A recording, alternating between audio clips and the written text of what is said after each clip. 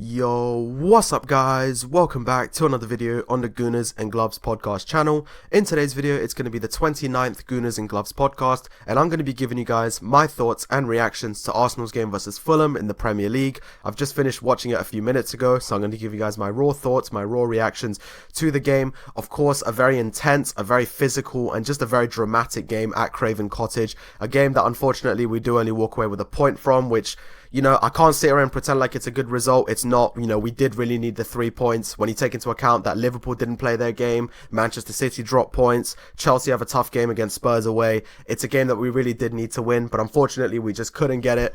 So I'm just going to go over how the performance was, how the game was, who scored, just, you know, give an overview of my thoughts immediately following the game. So the game kicked off, and I've got to be honest, it was not a good first half from us in the sense of chance creation. Now, in the sense of, you know, possession and holding on to the ball and things like that, yes, it was good in the first half. However, the actual chance creation was really poor in the first half, and of course, the first half ended 1-0 for Fulham. So yeah, it wasn't the best first half. I thought it was a little bit lethargic, slow. Yes, we had the ball, but the passes weren't great. The chance creation just wasn't there, and you know, as much as we were getting it into their, you know, getting the ball into their box quite a lot, unfortunately the chances just weren't forthcoming.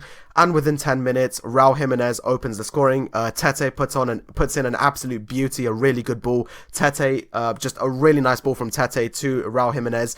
And then the defending for this guy, I must say, was really poor. I thought that Kivior was especially bad for the defense. I mean, Kivior just did not defend well at all. Of course, this was another game where Gabriel couldn't play. Of course, we don't know if it's just because he genuinely is injured so can't play, or if maybe Arteta just wants to save him for that Monaco home game next week in the Champions League. But he was not in the squad today. Kivior once again filled in, and unfortunately he was not good for this bit. I mean, I thought he defended really poorly. Saliba, was kind of not great in the defending for the goal, but I definitely felt that the goal was much more Kivior's fault. But yeah, Tete puts in a really good goal, puts in a really good ball, and then Saliba and Kivior unfortunately just don't quite manage to defend it, and Raul Jimenez gets the finish past David Raya. It's a very nice finish, to be fair to him. It's a great finish, and Fulham opened the scoring in the first 10 minutes at Craven Cottage to make it 1-0. And then from there, it was just really tough for us. I must say, I thought Fulham were really good defensively today. Like, defensively, I thought they were great. Attacking-wise, I don't think they were particularly great today, but I do think that defensively, they were very good. And, you know, they had a plan. They stuck to it very well, and I do give Fulham their props. You know, they had a plan. They stuck to it. They got the early goal. They defended really well, and ultimately were able to hold us to a 1-1 draw. So as the first half kept progressing, yes, we were getting corners, we were getting some opportunities, but again, it was more just like, it's not that we weren't getting the ball and we weren't advancing it, the chance creation just wasn't there. I didn't think that we were really creating any clear-cut opportunities in that first half, and so it did end 1-0 for Fulham. So yeah, not the best first half of football. I wasn't particularly thrilled with it. And as I said, the defending for that first goal I thought was really poor. Kivior especially, but Saliba definitely had his part to play as well. But yeah, first half ends 1-0. Tete puts in a beautiful ball to Raul Jimenez, and Raul Jimenez carries on his good form and finishes it to make it 1-0 Fulham. We then progress into the second half, and the second half was looking a bit better for us, definitely. We did look better in the second half. We were creating more opportunities, more chances, advancing the ball further, and eventually, of course, we got to the corner, and once again, the corners come through. We score a goal from a corner. So it's Declan Rice who puts the ball into the box, and then Kai Havertz plays it across to William Saliba, and then William Saliba finishes it off to make it 1-1 and equalise. Of course, so yeah, it's Saliba's second game in a row where he scored, so good on him for that. And in fact, I would actually go as far as to say that today, from an Arsenal perspective, I thought that William Saliba was actually our man of the match. I thought he was really good. As I said, apart from that one small little bad moment he had for the conceded goal, aside from that, I thought he was really good today. Really, really good. Brilliant defending. Was really calm against all the Fulham attackers. And of course, did get our one goal. So yeah, Kai Havertz puts the ball in across. Good to see Kai Havertz getting a contribution as well. But yeah, Kai Havertz puts it across to William Saliba. William Saliba finishes it, and it becomes 1-1. There was a bit of a lengthy VAR check, and it was close. I will admit this was really close, but I think he was just about onside. So I think the big debate was, did Robinson's foot keep Saliba onside, or did William Saliba's shoulder keep him offside? I think personally it was just about onside. It was a very tight call though, so I understand if some people think it was offside, but I personally think it was onside. I think William Saliba's shoulder kept him onside, and also Robinson's foot as well just about kept Saliba on. So it became 1-1. And then from there, I definitely felt that the confidence improved. I think from there, our confidence definitely went up and we were looking a lot better, advancing the ball more, actually creating opportunities, some shots on target against Leno, etc., etc. So I definitely felt that the performance did improve following that equalizer. Of course, Trossard came off for Martinelli and Havertz came off for Gabriel Jesus. Gabriel Jesus, again, unfortunately, as much as it kills me to say this, again, just had a really poor performance, just did not look good, didn't look inspired today, and it pains me to say that because I am such a big fan of Jesus, but unfortunately, he just isn't performing, and once again, he didn't have the particularly best game.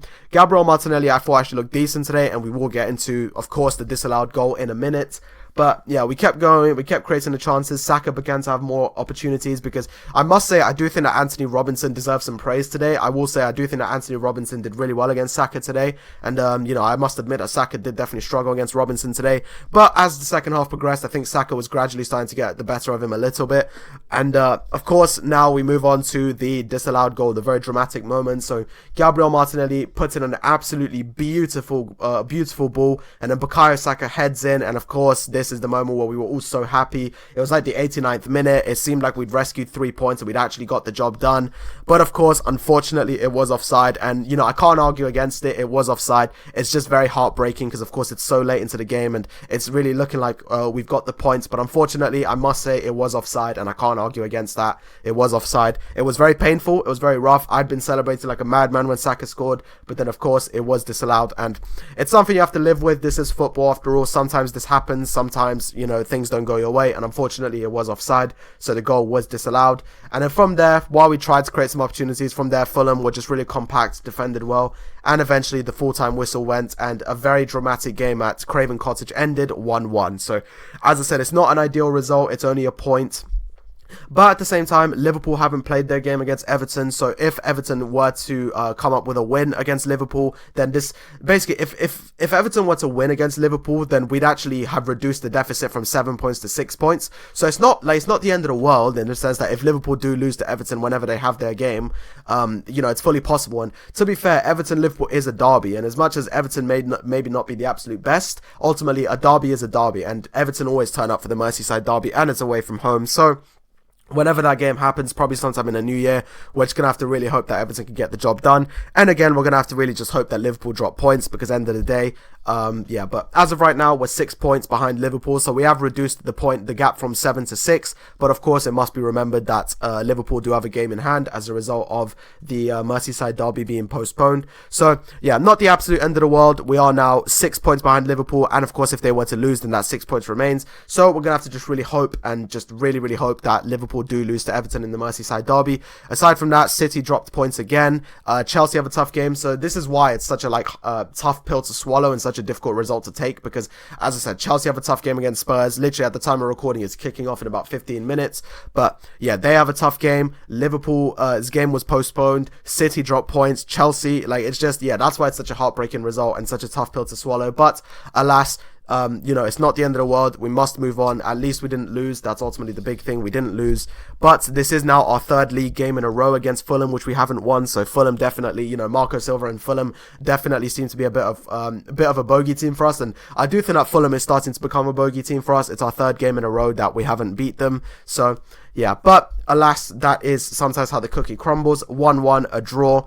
They were able to get the job done, and unfortunately, we just couldn't quite get that second goal. We did get it, but it was disallowed. But as I said, that's football. That's how it goes sometimes. We can't be too upset about it. That's just simply how football goes sometimes, and we must move on. But yeah, so now right after filming this video, I'm going to go watch the Chelsea Spurs game. Of course, that's always an exciting game. One more thing I must mention, by the way, is that this third kit that we got, this blue one, I'm honestly starting to think it might be a bit cursed because this is only the second time this season that we've worn it, and the last time that we wore it was when we lost 2-0 to Bournemouth. So just saying, this kit might be a little bit cursed. So yeah, of course, I'm sure we'll wear it again, but so far, I'm not particularly happy with how cursed this kit seems because the last time we wore it, we lost 2-0 to Bournemouth and we had someone sent off. And this time when we wore it, we drew to Fulham and we had a late goal disallowed. So yeah, there might be a bit of a curse with this kit, but Yeah, but anyway, thank you guys so much for watching. Please let me know what you thought of Arsenal's performance against Fulham down below. Of course, it's a tough pill to swallow. It's a heartbreaking result, but we must move on.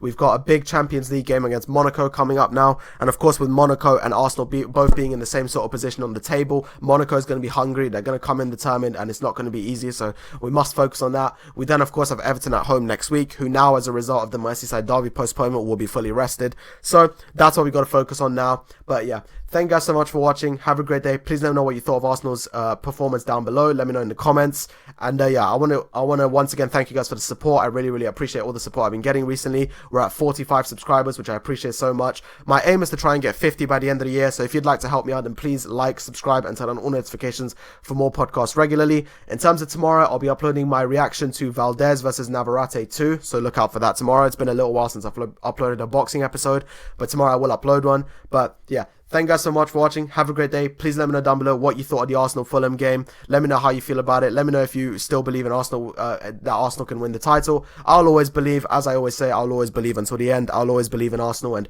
just hope that we can get the job done. And as I said, as long as Everton just gets a result against Liverpool, this result is fine. If Liverpool do beat Everton, then unfortunately it is a bit of a problem. But yeah, thank you guys so much for watching. Have a great day, and I'll catch you guys with another podcast soon. Bye-bye.